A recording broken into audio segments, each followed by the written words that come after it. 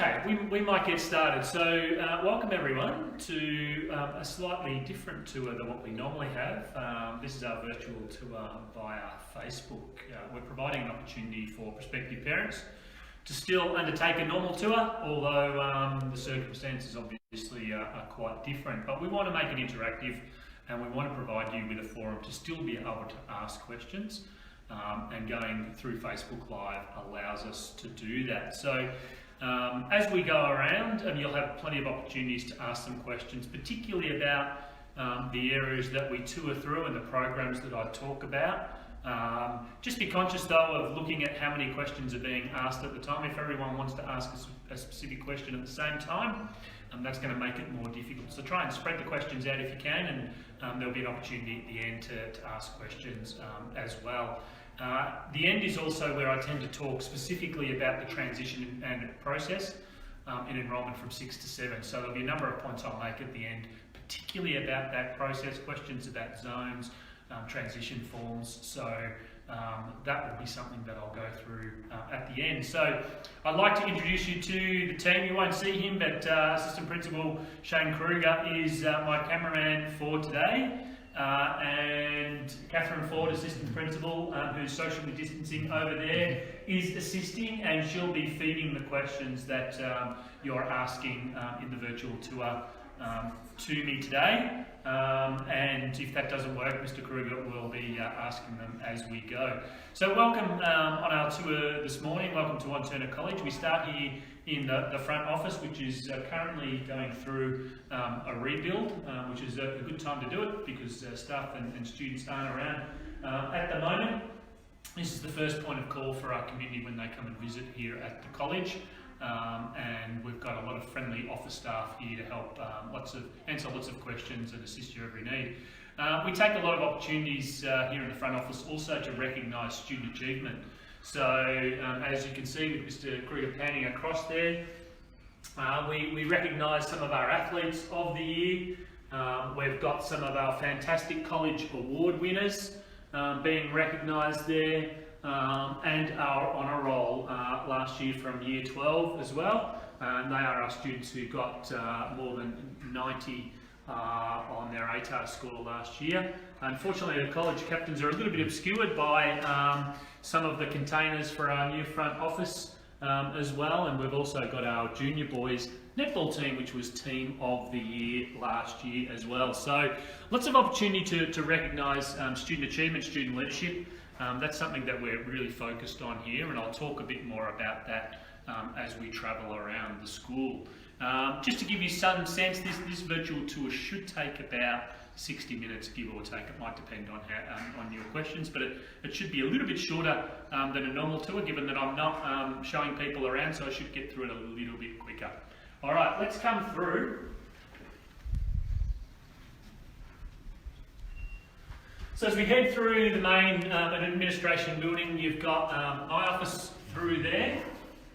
We've got the health centre. To the left, the health centre, we've got 2 staff in the health centre, including a registered nurse on staff. And as we come around the corner here, to the left here, or my right, we have the International Student Office. And the International Student Program is a significant part of our school program at Turner College. We have just over 60 international students, mostly from China, and we have a number of staff supporting that program as well. So they really support the cultural diversity of the school, and they really add to the programs that we're able to offer. As we come through further, we have a staff room through there, and in this part of the school we have our assistant principal officers. So we have 4 assistant principals, 2 I already introduced you to. Mr. Kruger looks after the middle years, so 7 to 9, and also student wellbeing. Mr. earlier looks after the later years, so 10, 11 and 12. She also looks after staff wellbeing and publicity and international student program. Miss Wallace is working hard over there. You can see in her office, she looks after our learning and teaching program. and Mr. Lewis, who's on a conference call at the moment with principals in the Knox region, looks after school operations. So we have a large principal team that is able to really support the needs of our staff and students, and each member of the principal team has their own separate teams, if you like, of leading teachers and teachers that they specifically work comprehensively with. As I take you down the corridor,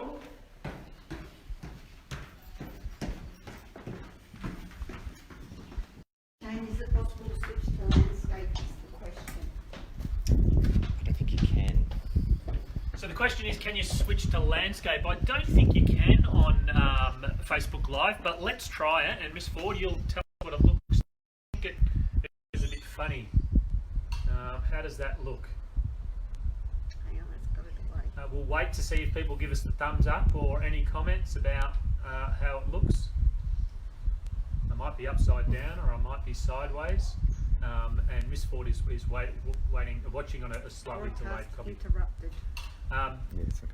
So look. Hang on, no, you're going sideways. So go back vertical. Go back to landscape. Yep, go back that way. All right. Okay, now that we sorted that out, speaking about landscape, we're out here in the college grounds at the moment, and one of the real advantages of our school on this particular site is it has a great vista of the Dandenongs. You might be able to see that in the background. It's a really pleasant and calm place to come to school and come to work, and it's a natural advantage that we have with our site. The grounds in our school are something that we're really focused on improving. A lot of significant building works outside to improve the experience for students at recess, at lunchtime, as well as the works that I'll talk about that we've done inside the classrooms. But I'll be highlighting some of the improved features of our outdoor spaces as we wander around. Pretty calm out here at the moment, as you would expect. Follow me down this end, and we're going to head into the art building. Is the first learning area that we will talk about and focus on this morning. Unfortunately, one of the disadvantages of doing a virtual tour as opposed to doing a real tour is that we don't have students in class and we don't have teachers teaching, and I think that's probably the biggest thing that you will miss in a virtual tour as opposed to a normal tour, is you're not going to get to see classes in action this morning, which is quite unfortunate. I think, you know, to make a real assessment of the school, you need to see it in action with students and teachers in class doing their thing. So we'll miss that today, but we'll do our best regardless. So we're here in the art building at the moment. We've got a combination of different art subjects that we offer here, from Year 7 art, where you'll do drawing and painting, all the way through to Year 12 visual communication. Lots of different types of art subjects for students to get involved in. Traditional arts like painting and drawing, but all the way through to the more, I guess, modern technological arts like media and photography. It doesn't matter what you're interested in relation to art or what your passion is with art. You can do it here at this school. And you get the opportunity to start in Year 7. And you can do more or less art all the way through to Year 12. And I guess one of the things that I talk to parents all the time about on tours like this is the advantage of being a big school, and we're quite a big school, we're getting close to 1,500 students. The advantage of being a big school is we can offer lots of different subjects and lots of different pathways. So it doesn't matter what you're good at or what you're passionate about. The reality is you can do it here at this school. And take art for an example. Art you can do in Year 7, and then you can do more or less art as you get older, all the way through to choosing some art subjects in Year 12. And that's a real advantage of One Turner College and what we have to offer, being a big school. The other thing I'd point out is we're not a school that has a fundamental belief in academies or specialist programs. We strongly believe that all of our students should get the opportunity to be exposed to lots of different subjects and lots of different learning areas. We think it's important that all of our students do arts or music or like subjects or languages, in other words, or technology subjects. All of our students need to be exposed to all of those, particularly in Year 7A, before they work out for themselves what they're good at and what they're passionate about. We don't think our approach should be about restricting choice. We think it should be about maximising student choice and getting them to experience all we have to offer, and then deciding for themselves what it is they want to focus on when they get into year 10 and 11 and 12. But we offer lots of different art subjects, even with photography as we move through the photography space. Whilst digital photography is how it's done these days, we still have a dark room and we still offer traditional photography, and students are still developing negatives, still developing photos in the dark room as well. Beautiful day for a tour. Fortunately, it would have been difficult to do a virtual tour today if it was raining, so we've lucked out there. We're going to come across now and talk about our first technology subject, home eco or food technology or hospitality, food studies.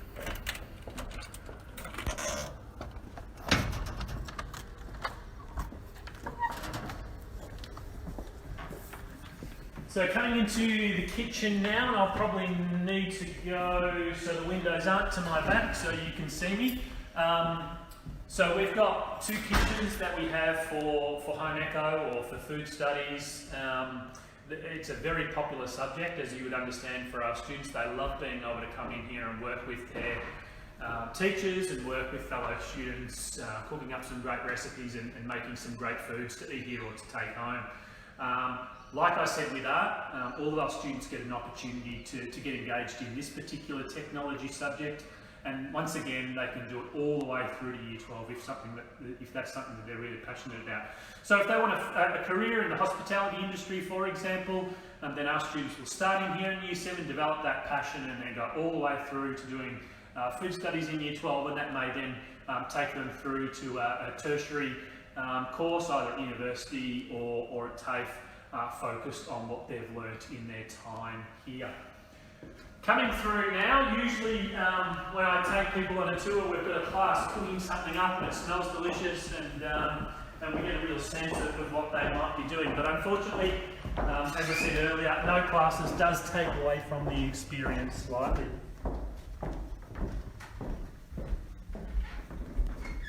Just heading through the classroom space into the second kitchen.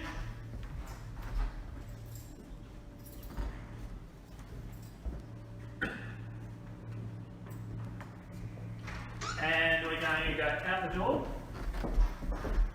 and come into the student wellbeing space, which is a bit dark because the lights aren't on, so I might find a switch and put that on.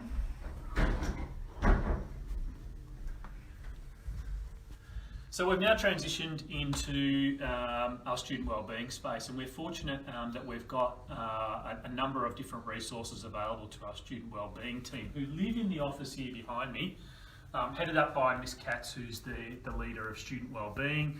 She's supported by a number of wellbeing staff, including educational psychologists, social workers, both staff that are staff that are based here at on Turner College, but also supplemented by staff provided from the department. I guess we have a two-pronged approach to wellbeing. It's a proactive approach, but we also need to have a reactive approach as well. Let me start with a reactive approach. So we have a number of staff supporting students on a daily basis. That might be in counselling sessions, or supporting students one-on-one, or supporting families with things that are cropping up from time to time that they need support with. We're reacting to something that is happening with that student or with that family, and we're supporting them, we're throwing our arms around them, and we're looking after them. That's part of our strategy, a significant part of our strategy, and that can include counselling in these spaces here by our health professionals.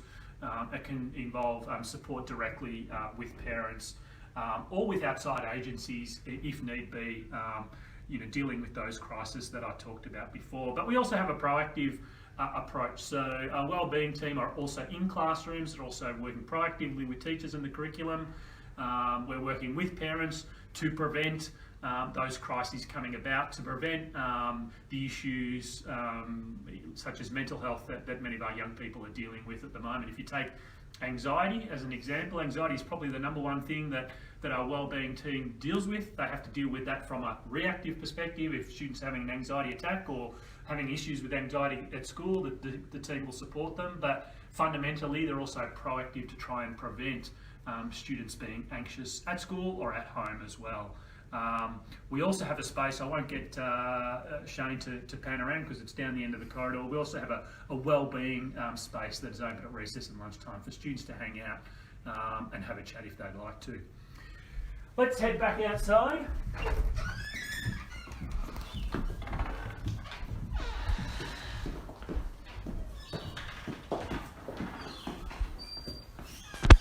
So as we come around the corner outside now, I'm just going to point out as I go past to my left here is, behind these shutters is the uniform shop. So the uniform shop here at our school is owned and run by us, by our own staff.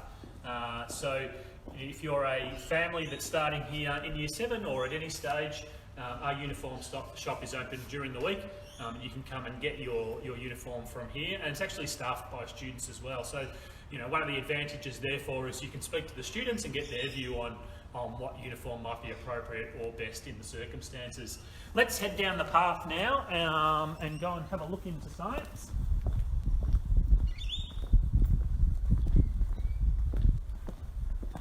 Just as we're coming down into science, I'll talk a bit about music later on, but we're fortunate to have 3 practice rooms outside here for our music program. Why do we need 3 practice rooms out here and not in our music space? Well, you'll see when I talk about music later on.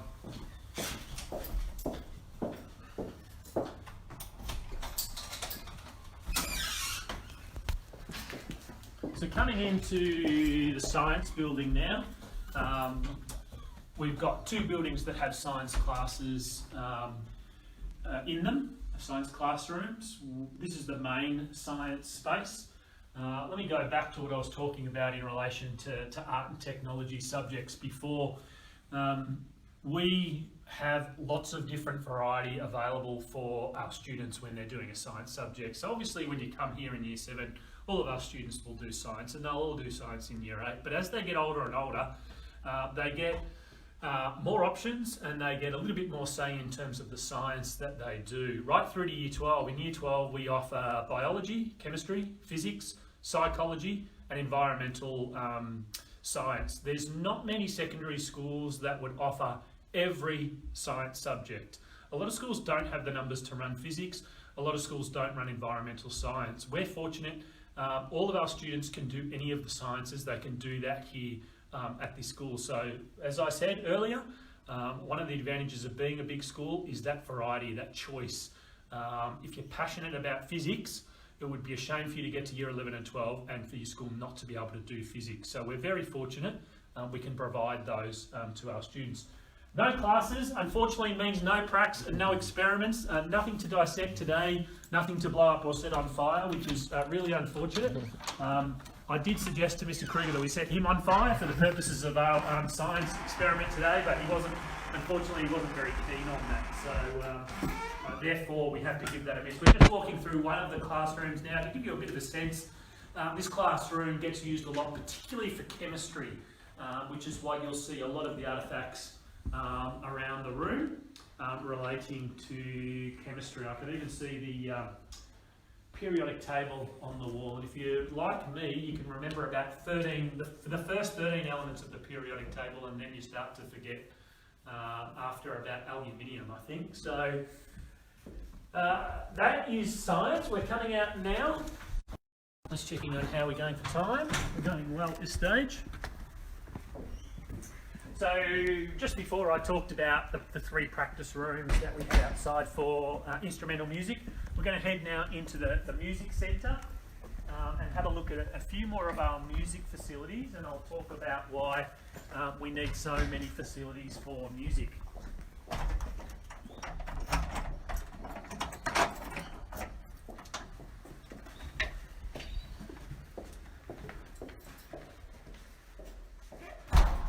So we're in our music space at the moment, music centre. Music is a pretty strong part of our school program, and also I would add our school culture. Music and performing arts have been a strong thread of Wantirna College for a significant period of time, and I would suggest if you know anything about Wantirna College, you probably know that already. To give you some sense, probably about I'd say more than a quarter of our students are involved in the music or the performing arts program in some way, shape or form. And we have a significant team, I can't remember exactly, but I think it's close to about 15 members of the 15 staff in the instrumental music program. So we've got lots of support for those kids that are passionate, once again, about music. So like everything that I've said today, all of our students do music in the classroom. Students can choose to do instrumental music if they like. If they want to play the violin, if they want to play the drums or the keyboard, or if they want to sing, they can do that through the instrumental music program here, as well as obviously supplementing that with music in the classroom. And they can do that all the way through to Year 12 music if that's something they're interested in. But not only do they get to learn about music and to practice and grow with an instrument, they get lots of opportunities to perform. So whether it's just through concerts at school, and we have a lot of concerts throughout the year, or we might take a group like one of our singing ensembles up to Mount Gambier to perform there, or to the South Street Festival in Bendigo, or to the North East Victoria region concert. We've got lots of different opportunities for our students to put their practice into performance, and the most significant being our gala concert, which for the last few years has been held at the Melbourne Recital Centre, which is the preeminent venue for instrumental music in the state, and that's been a fantastic opportunity for us to really highlight the high level of performance that we have in our music program. And I think the reason for that is because we have high quality teachers in the music program, like throughout the rest of our school, and we also supplement that with great facilities, great resources, and most importantly, a wonderful team of volunteer parents who support the music and performing arts program, and that really makes our music program certainly as good as any in the region, and up there with some of the best in the state. So just to give you a bit of a snapshot in terms of what we have in the way of facilities, I talked about the 3 practice rooms that we had outside. Shane's just going to take you a little wander through. We have 3 other practice rooms here in this half of the building, so that's 6 practice rooms. I think the school that I came from previously had 200 or 300 more students, and at that school we had 3 practice rooms for music. Here we've got less students and we've got twice as many practice rooms for music because the scope of the program is bigger. You'll see on the walls a number of awards for the Victorian School Music Festival. We've got lots of gold awards and silver awards, recognition of the quality of our program. So I would really encourage students who are coming to our school who want to play an instrument or thinking about playing an instrument to start out and to give it a go and see if that's something that they want to continue with right throughout their time here at the school. Heading down now, we've gone into our practice rooms, and we're coming now down into our bigger practice room. And this is the rehearsal space for the music program. So a lot of our big groups, the Vox ensembles, which is a Vox ensemble, which is a really big choir, symphonic band, some of our bigger bands will rehearse in this space, which is quite large, but it's also used for the smaller groups. It's quite a handy space for us to have, and it supplements what we have available for us for our school production as well.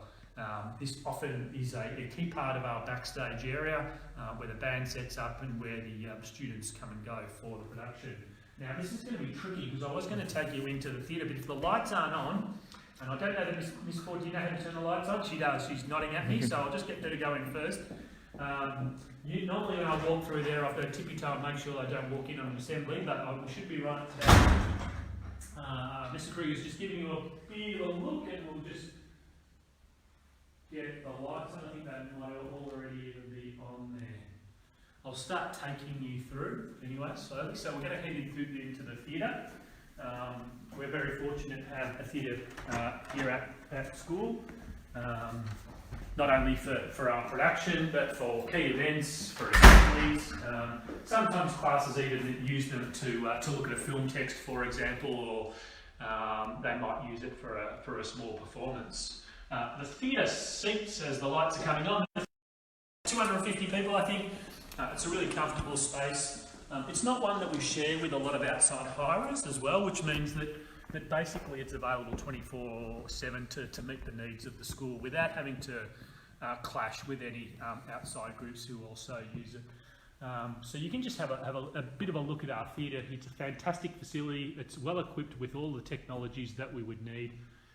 And as I said, it's where we hold our school production. Unfortunately though, it's empty at the moment. And because of the coronavirus, it's probably likely to remain empty for some time. Hopefully, we'll be sooner rather than later though, and we can have assemblies, we can have performances, and we can have students putting what they've practiced into performances that can be viewed by a really appreciative audiences. Okay, heading out of the theatre now. So this space becomes a bit of a foyer space for our big productions or information evenings. Often a space that parents will come along to before they get involved in something more significant. So we head outside now. We're going to wander around to technology. So technology, we've already talked about home economics and food studies, which is a technology subject.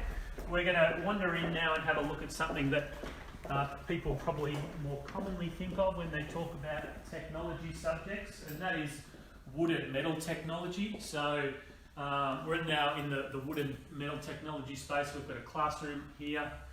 We've got a classroom on the other side. These spaces have been recently repainted, completely repainted and refitted with some new equipment.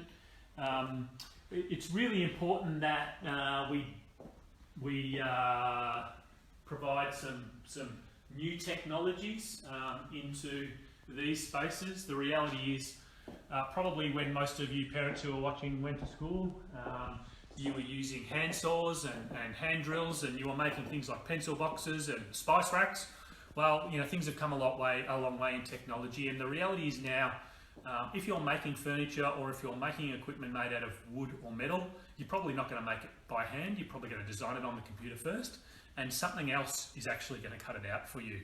And that's why we've invested significantly in new technologies such as a laser cutter, CNC machine, 3D printers, because that's how the world works now. And more importantly, that's how the industry runs. So if students are really passionate about working with wood or working with metal or getting involved in a technology subject, they primarily need to be problem solvers, good designers, and really handy on the computer.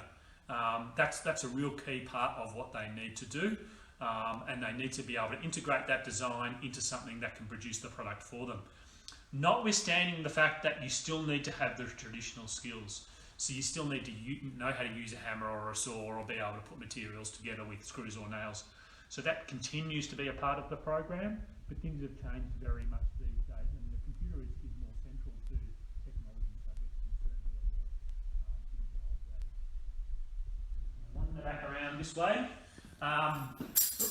Because of time constraints, I won't take you into the systems technology room, but that's another room off near this space. The difference with systems technology, it's integrating some of the technologies that I talked about with componentry, with electronics as well. So many of our students, whilst they might build a model here in wood technology, in systems they'll put engines or motors in the model and make it come alive, make it mechanical. So that's the difference, if you like, with systems technology versus some of our other technologies. And we'll wave to Miss Rumble, our technology leader over there. She's practicing appropriate social distancing, which is fantastic. No, I don't think so. Heading now down over here. Oh, they are open, and I'm going to turn the lights on. Now, this has taken a bit of a turn. You're probably wondering, why the hell is he taking us into the toilets? Well, I always take tour groups into the toilets. Sounds a bit weird, but I guess you've got to ask yourself the question, if you're going on a school tour and the school is not showing you the school toilets, you have to ask yourself why. And I take the issue of school toilets that are offered to students really seriously, because I think that our students deserve quality facilities. And therefore, last year, we completely transformed this very old, dilapidated toilet block that had no investment for a significant period of time. We spent about $140,000 redeveloping it. What did we consider when we redeveloped it, and what makes a good toilet block for students these days? Well, firstly, as opposed to the toilet blocks that we might have grown up in, where they were dark and dingy and had to go around the corner and someone might have been smoking in there, they were easy places to hide, easy place for antisocial activities to happen. But we've built this toilet block. As you can see, it has clear automatic glass doors on the front with a big foyer. So this is not a space for antisocial behaviour, because anyone walking past can see what's happening in the foyer. So it's nice and bright, nice and open, students can feel nice and safe. All of the surfaces in here are high gloss, meaning that if anyone wanted to write in there, Mr. Murphy sucks, and I'm sure there's plenty of people, teachers and students, who probably want to write that, the reality is you can wipe it off really quickly with a baby wipe. So we can maintain a really nice, clean, tidy space in there. We've got boys to the right and girls to the left, so there's a dividing wall in the middle. The cubicles go completely floor to ceiling, and that's designed specifically so that our students can feel safe. Once they go into the cubicles, they feel nice and safe. No one can look under, no one can look over. And we've even gone as far as putting in speakers into the toilets. They're not on at the moment, but normally we have music playing in the toilet. And why do we do that? Well, the reality is the research tells us that some students won't go to the toilet if they think they can be heard. So the music blocks out those sounds. Once again, the students feel safe. If you don't think toilets are important, then I'd suggest you have a conversation with your grade 5 or grade 6 or student and talk to them about the thing that they're most worried about when they come to high school. Because for many students, it's going to the toilet. So much so that when you get to year 7, some students get to the point where they won't drink or they won't eat because they don't want to go to the toilet. Because the toilets are that bad, they're that scary, or they're that horrible. The reality is, if you build quality toilets where they feel safe, they will go to the toilet, they can eat, they can drink, and therefore their body has the right nourishment to learn. And that's a really important thing that schools need to consider. And philosophically, I think our students deserve as good a facilities as any school in the state, including our private counterparts. And I would hazard a guess that our toilets are as good as any you'll find in the state, public or private. The difference is our students don't have to pay $20,000 a year to get these toilets. Let's move on. And we're going past our locker bays at the moment. They're all closed, obviously, but all of our students have lockers in locker bays. They are locked externally after hours, so they can't be accessed. They're almost all outside, and they're divided up by year levels. We are heading now into Birdhouse, which is the home of the English department. So come through, let's have a look at Birdhouse.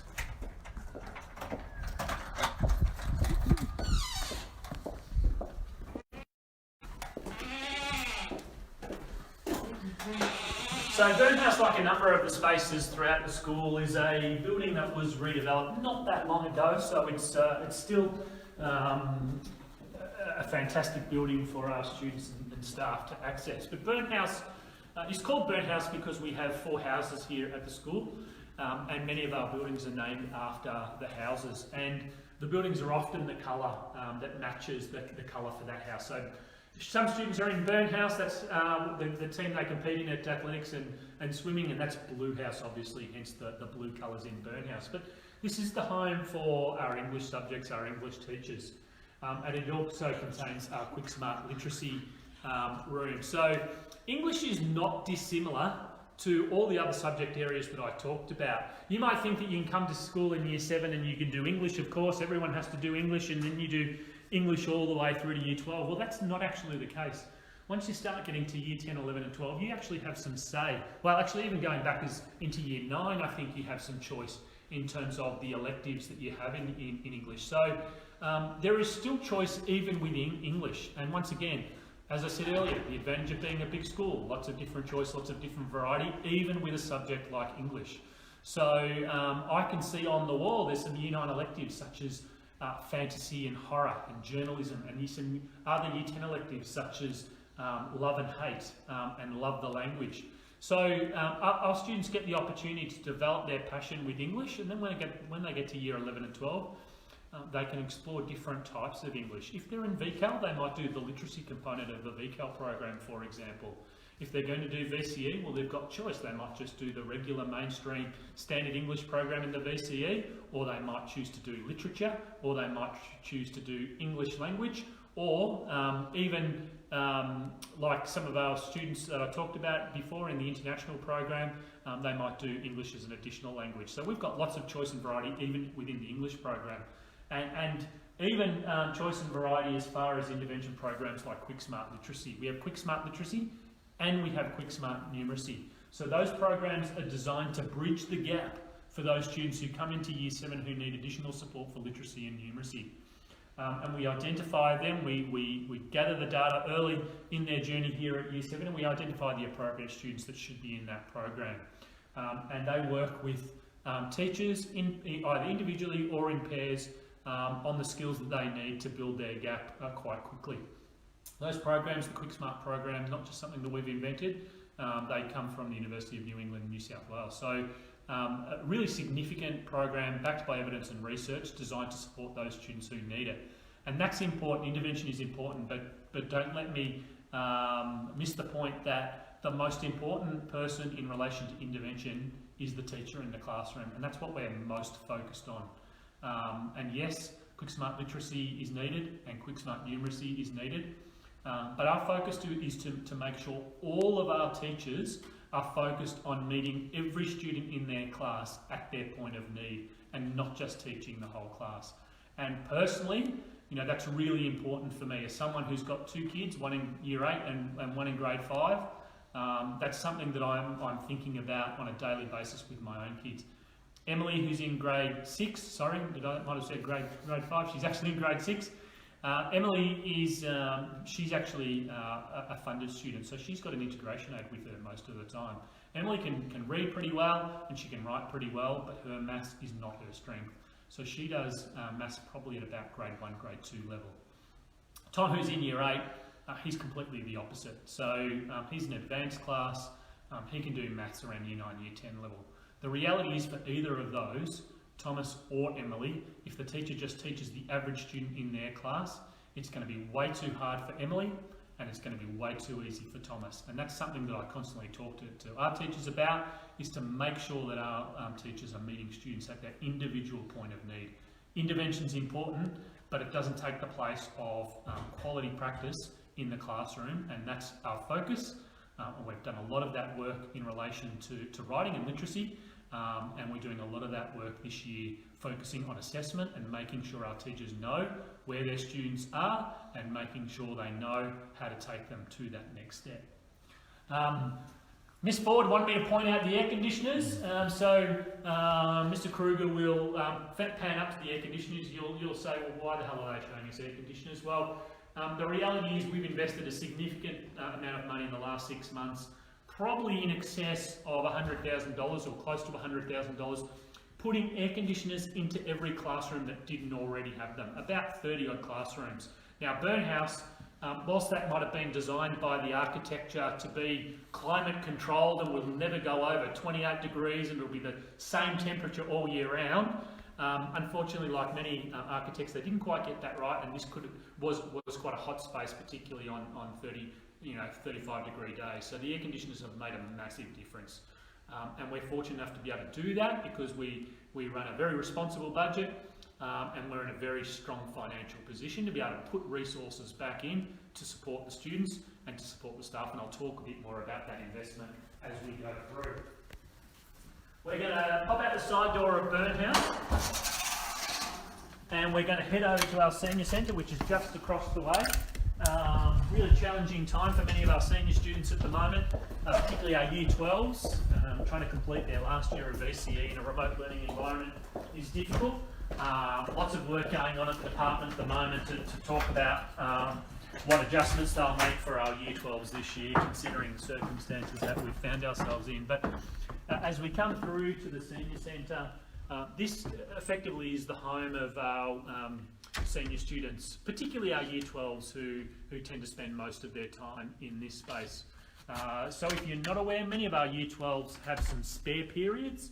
So if they've got a spare period, they need to do some study or prepare for a SAC or catch up with a teacher or do some group work. They'll do that here in the senior centre. Plenty of space to accommodate them all. They're quite a large group, but there's plenty of room for them to work in. They can come here before school, recess, lunchtime, after school to study and do their work. And even on Thursdays, we have Toasty Thursdays, and we provide them with a bit of sustenance and an occasional donut, and those Year 12s will come and study here, and they'll be supported by their teachers to do that as well. It's a bit of a one-stop shop for our senior students. Not only have they got a place to hang out and study, they've got a kitchen over there where they can prepare their meals. Their leaders, the career staff, their support team are in the offices immediately next door, and we have a number of classrooms around the outside as well that they would have their classes in. Important to note that when our students get into Year 10, they have, once again, you won't be surprised to hear me say it, lots of different choice and lots of different options and pathways. So we have vet available for our students. Our students choose to do lots of different vet subjects, either here at school with something like building and construction or Spanish, or they'll go off-site to do any number of wonderful vet subjects such as sport and recreation or hair and beauty or automotive. But that can happen for many of our senior students, and that's a significant part of their program.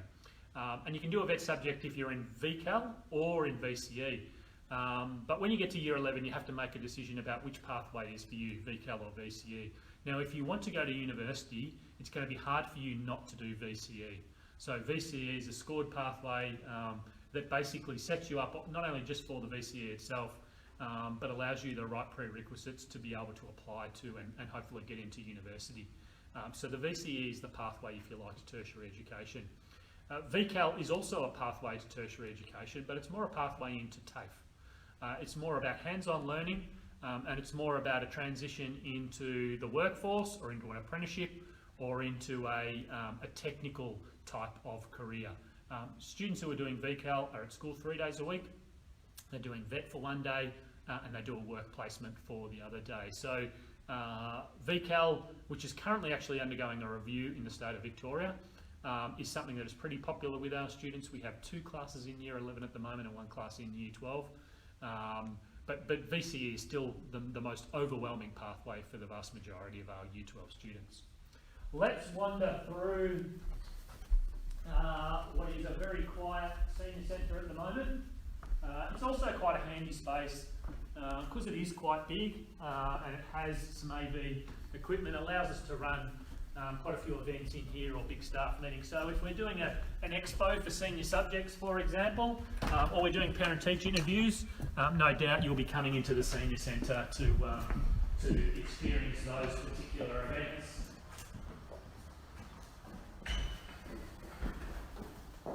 So once again, if you've got questions as we go on any of the topics that I'm talking about, feel free to type them in and ask them, and Miss Ford will throw them at me as we walk.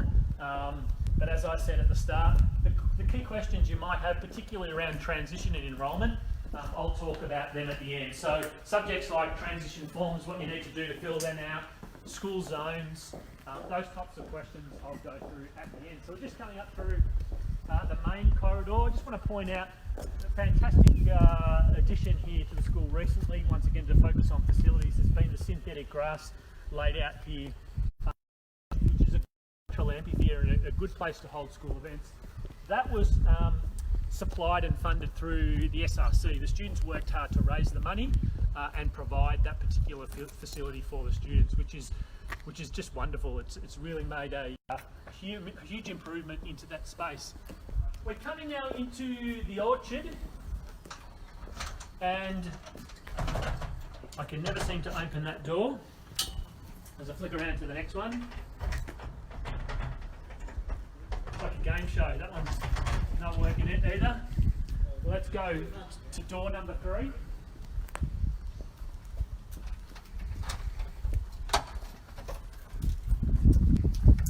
So into the orchard, once again, the orchard doesn't actually tell you what it is by just using the word orchard, but the orchard is our school canteen.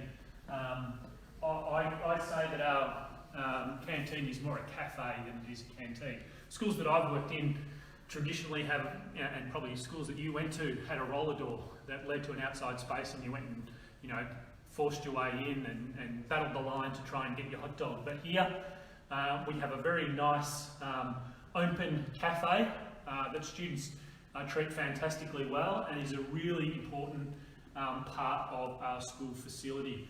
So through these glass doors, students would line up very much like a commercial cafe or a cafe that you might see at a tourist attraction. Around they'll go, they get their food and they head out. So we've got lots of different foods. We've got a menu here on the wall. You've got lots of healthy foods, lots of international foods for the variety of students that we have, and lots of probably the less healthy foods that I like, more importantly, like cheeseburgers, and I particularly like the orange and poppy seed muffins. They are my favourite.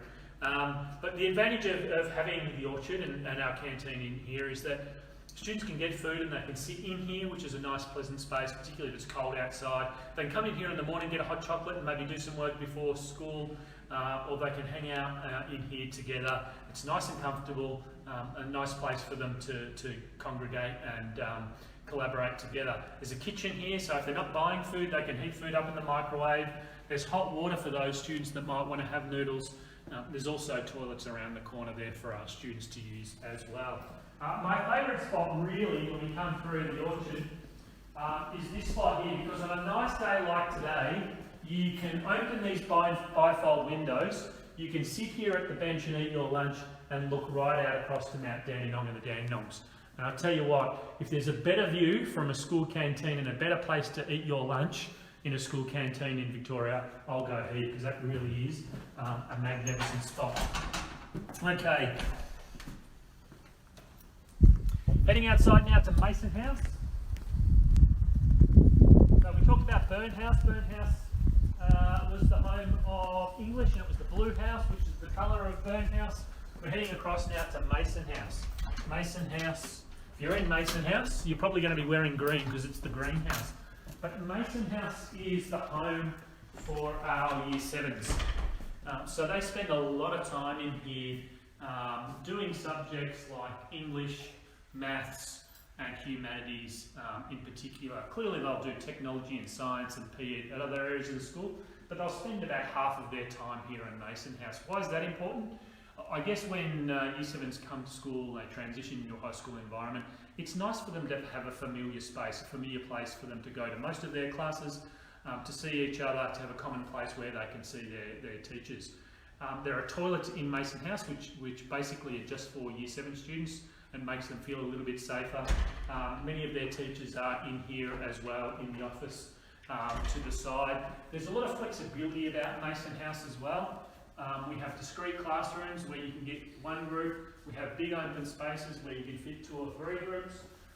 We have a floor space here which is supplemented by some soft furnishings where they can watch a film or they can sit on the floor. So there's a real flexibility about Mason House that other spaces throughout the school unfortunately don't have, but it's a real advantage for us, and we will run a lot of home group competitions or year level type events in Mason House because it's a really familiar space for our Year 7s to come to.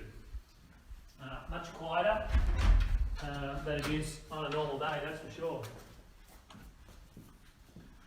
So close to, we like to keep the resources and the localities for the Year 7s pretty close by. So as we come around the corner from Mason House, literally within a 10-second walk are the Year 7 lockers. So it certainly makes sense for us to have the Year 7 lockers close to the area where they're going to have their classes. So that's nice and close.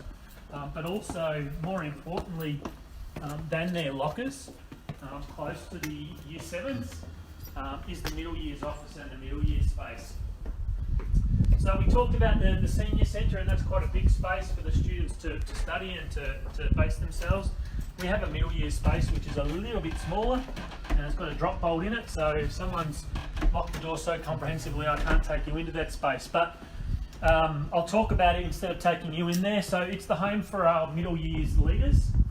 So we have 2 leading teachers that oversee the middle. You might remember before I talked about the fact that we have 4 assistant principals, and my esteemed cameraman Shane Kruger is the head of middle year, so that's 7, 8, 9.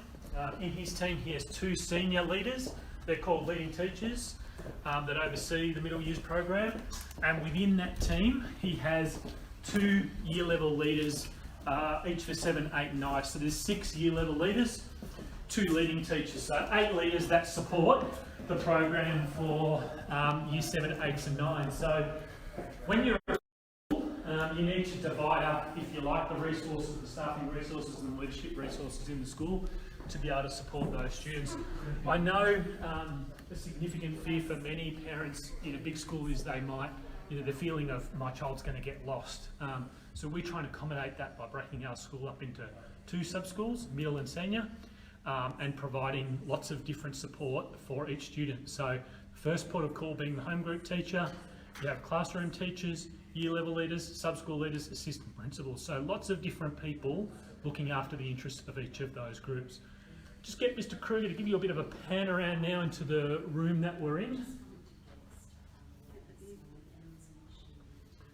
In the library at the moment, we're doing some work in the library here in preparation to get a lot of these resources out to students and families at home rather than keeping them here, but the library is quite a big space.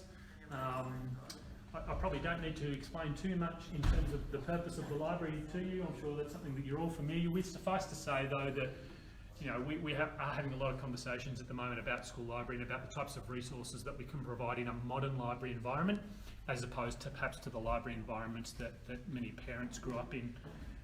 It's a great position. It's right in the middle, and once again it has a terrific vista at the back windows, looking right out to the Dandenong. So we have a team of library staff that support our students and support our teachers to get the resources out to supplement that learning that's happening in classrooms. Let's keep going. As we come through, IT office off to the side here. So all of our students will have their own device, and they have that with them in classroom. Usually really important at the moment because they're relying on those devices during this remote learning phase. But we've got a pretty flexible program. We try and provide as much assistance to parents as we can by providing them a lease option. It's a bit of a one-stop shop for all you'll need for your device. So you can get your device, you can get the warranty, you can get insurance, and you can get that through us. We image it, we've got all the software on it, it's ready to go. Anything happens, you can take it to the IT and get it repaired. But also, because we're conscious of family budgets and choice, you can source your own as well. So it's a pretty flexible program. And for those who might experience financial difficulties, we do also lend computers in those circumstances as well. This is going to be a little bit weird. Our students who are actually at school today are in this room. Let's just burst in on them. Well, say hello to them and they'll give us all a big wave. And I'm going to completely interrupt them and throw them off by talking about the Science and Language Centre. So you won't be surprised about the 2 subjects that get studied in the Science and Language Centre. Funnily enough, are sciences and languages. So we've got some science space here. I talked about science before. I talked about the fact that we offer all science subjects and that you can specialise once you get into Year 12. So let me focus on languages. In this space, we've got our language team, which is based in the office behind us, but we offer 2 languages. Basically, they're Chinese and Spanish, and students get some choice. They can either come to Year 7 and do Chinese, or they can come into Year 7 and do Spanish, and that's one of the key variables that we use to determine who will be in what class. They can do Chinese all the way through to Year 12. Same with Spanish, because we're offering vet Spanish at the moment, so our students can study vet Spanish all the way through into the later years as well. Really important program. It's compulsory for students to do an additional a language other than English at school. So that's key for us. The fact that they get some choice is pretty unique. Most schools would only offer one language. The fact that we offer two, I think, is a bit of a feather in our cap. But not only is studying language is really important, we want to provide students with the opportunity to put their language practice or their language learning into practice, and that's why we've looked to engage our community by providing different cultural experiences for them. So last year, Miss Ford and Miss Mingos took a group to China, a group of Year 8 students to visit our sister school in China, in Huizhou. So, you know, they were learning Chinese here at school, and they got to visit language learning into practice.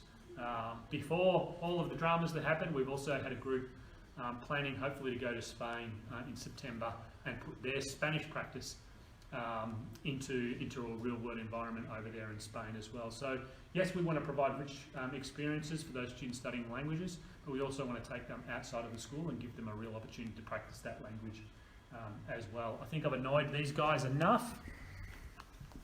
Let's head outside. We're almost at the end of the tour, so bear with me.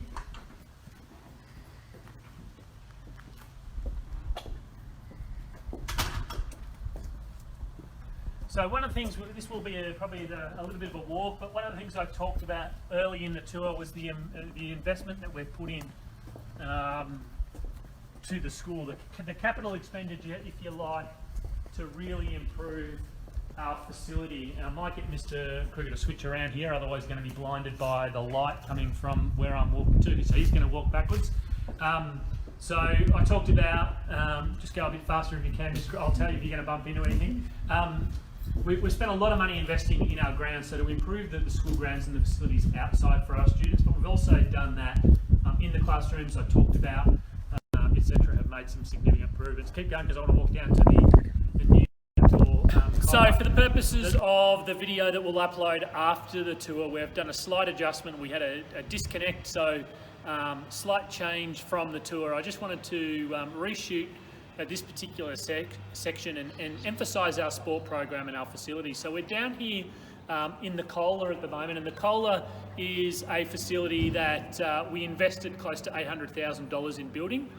And we did that to improve the facilities available for our sport classes and phys ed classes. PE and sport is something that our teachers and students are really passionate about at this school, and it's a really increasing part of our program where we've got a really dedicated band of teachers to support our students with phys ed and sport.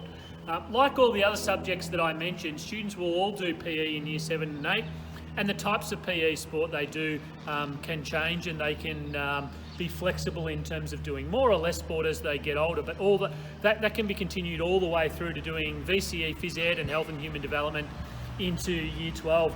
We've also got a very, very extensive inter-school sport program. So lots of our students get involved either in our two major carnivals, which are swimming and athletics, and they're not compulsory, but they're a house-based competition, lots of school spirit, lots of fun in those two events. Students can then go on and represent the school in those particular fields, either athletics or swimming. But we also have a strong inter-school sport culture where lots of our students represent the school in teams like basketball, netball, soccer, football, cricket, table tennis, volleyball, lots and lots of different sports, and they are optional. So students, if they're really passionate about those sports, can try out for and participate in those teams that we take on schools from right across the region, and if we're good enough, right across the state. In Year 9 and 10 in particular, we've got lots of different opportunities for students to engage in different sport electives, in outdoor ed programs. So there's lots of different pathways in our PE and sport program, like our other areas of the school. We even have a new program in Year 10, which is the Sport Excellence subject, and that's for students who are really passionate and interested in sport, and perhaps want to follow that through into a bit of a career or pathway, or want to develop their fitness skills and their skills further. This particular facility, the Cola, it's about 2,000 square metres. We spent about $750,000 on the cover. about $80,000 on the surface, which only went in the last few weeks. This has considerably improved the facilities available for our PE and sport program. We also have the gym. The gym is quite large. It has an indoor basketball court, another smaller facility, and upstairs it has a fully equipped gym, weights room with lots of different gym equipment. So we've got lots of different flexible spaces available for our sport and PE program. But this particular facility has allowed us a lot more flexibility and allowed teachers a lot more flexibility, particularly when the weather is a bit inclement, to do lots more variety with the sport program. It's a fantastic facility and a really important addition to our school. So like any other program, we are lucky to have a real variety in our phys ed and sport program. We might not have a sports academy, but equally we've got great opportunities for students who are really interested in and passionate about sport. We've got the facilities, we've got amazing staff, and we've got significant programs available for those students to get involved in and really chase their passion with sport and phys ed. So I really encourage those people who are keen on sport and phys ed to consider us strongly as an option for their schooling. We're going to head back up the top and I'm going to take an opportunity to talk about a few other programs and wrap up and talk about the enrolment and transition process. So here we have a single court basketball, we've got a smaller space and we've got a gym space upstairs with lots of weights and exercise equipment. We're also fortunate to have a dance studio in here and drama space. And as I talked about before, performing arts is something that many of our students are really, really passionate about and interested in here. So we've got multi-spaces for them to dance or for them to act, not only just to play an instrument with our music program. And as I said, the performing arts program, really, something that we're well known for, and our production in particular is something that we're very well known for, as the bell goes. This year our production is going to be Catch Me If You Can. If you haven't seen our production before, you really need to come and see it. We just don't know what's happening with our production at the moment though, in terms of whether we'll be able to perform it or not, so watch this space. And the other part of the school that I don't tend to take on a tour because the tour takes too long is maths. Maths is over in Reese House, and like English and many of our other subjects, lots of different options and lots of different pathways for maths as well.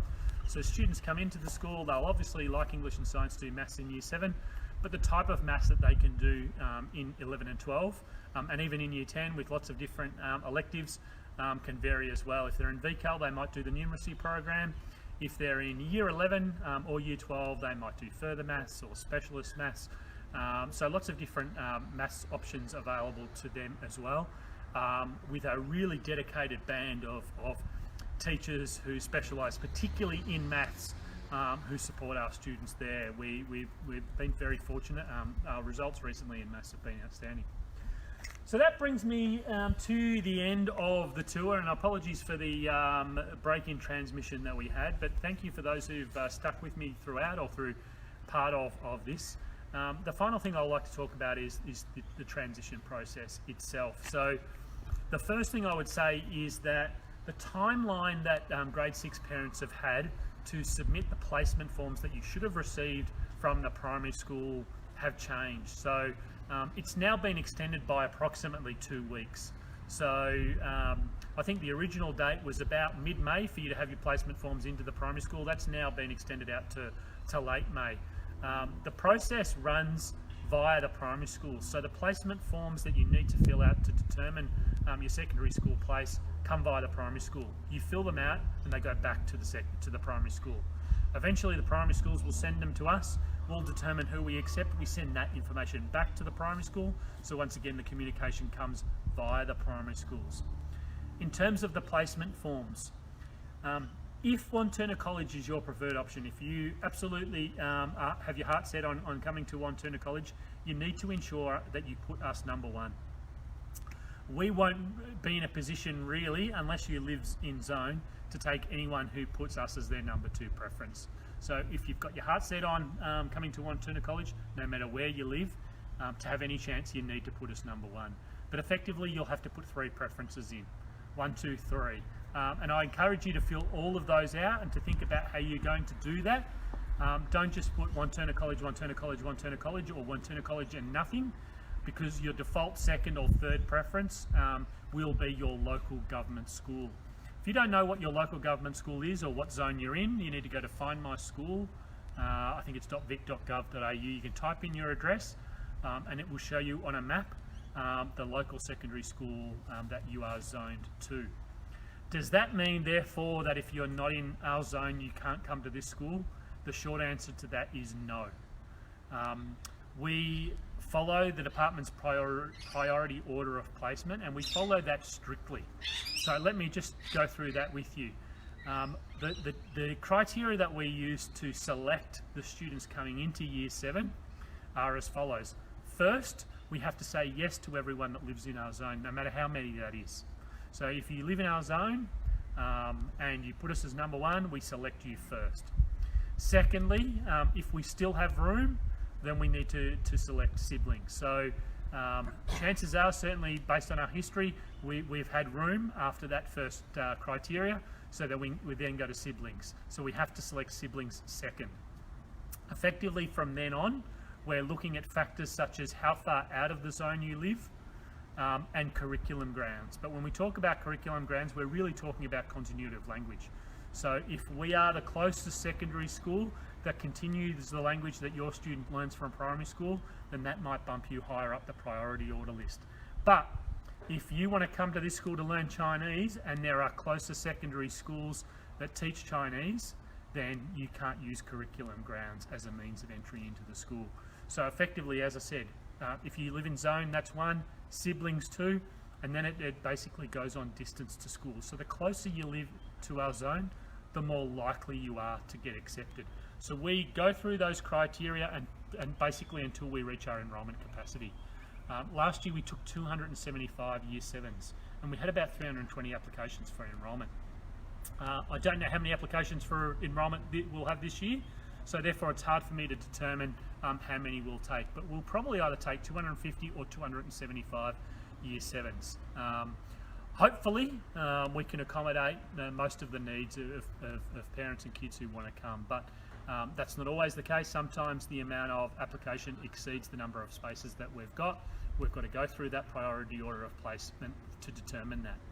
There is no need for you really to send in letters explaining special circumstances. To be honest, we don't take them into account. We follow the priority order of placement. I know you might be, school captain and you might be the number 1 student in Victoria, but the reality is if you live in Tullamarine, it's probably going to be a bit far away and we're probably not going to be able to take you. So you need to consider those factors. But the most important thing is if you've got your heart set on, if this is the secondary school for you, you must put us as number 1 on that placement form, and then we work through the process from there. Have we got any questions there, Mr. Kruger, on placement, or Miss Ford, you're not getting it on your phone, I don't think? I just wonder about, on average, how many kids outside the zone do we normally take in? Yeah, good question. I couldn't give you a definitive. So Miss Ford tells me last year we took about 80. As I said, I think the last year we had about 310, 320 applications and we took 275. So we took the vast majority of students who applied. The year before we took 250 students and I think we had about 265, 270 applications. So once again we took the vast majority. So you're more likely to get in than not if you apply. But it really, to give you some idea, the closer you are to this school, the better chance you've got. If you look on the zone map and you're only 1 street or 2 streets or 400 metres outside our zone, you've got a very, very good chance of being accepted because we have room, we have capacity. So we can take students from outside our zone if we have capacity, which we do. But the further you get away from the zone, the more your chances decrease of being accepted because we follow those priority order of placements until we get to the point where we're full. Okay, thank you everyone for coming on the tour today. If you've got more questions, I certainly invite you to give us a call. I think if they want an information pack, they can contact the college as well and we'll send one out to you. Normally those information packs we provide to you at open night. Keep an eye out on Facebook as well for our forums, which are coming up. We'll have specific details on the times and the details of those forums pretty closely, and then we'll be going into a little bit more depth and Q&A about the key topics and the key questions that parents in grade 5 and 6 want answered, and we'll have some special guests. It won't be just me, but we'll have some assistant principals, some learning teachers and some transition people on the panel to answer your questions as well. But thank you for joining us this morning. I hope I've been able to answer a lot of the questions that you've got. We'll be posting a copy of this video not only on Facebook but also on our YouTube page, so that you can, if you want to get yourself to sleep at night, if you can't sleep, you can watch the whole thing again and you'll be lights out in 10 minutes. So thank you for joining us and enjoy the rest of your day.